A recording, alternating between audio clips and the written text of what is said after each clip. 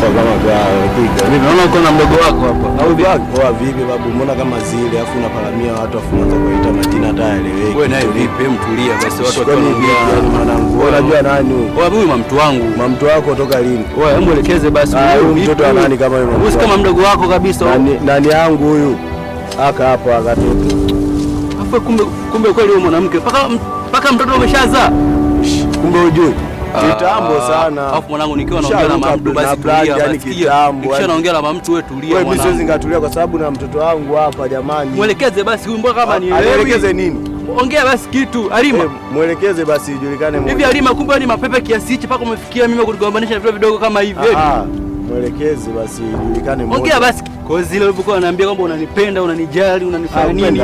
Angekuwa anakupenda. Hela zote nilizokuwa nakupa leo mimi kunifanyia hivyo. Nakufanyia mwanangu ongea.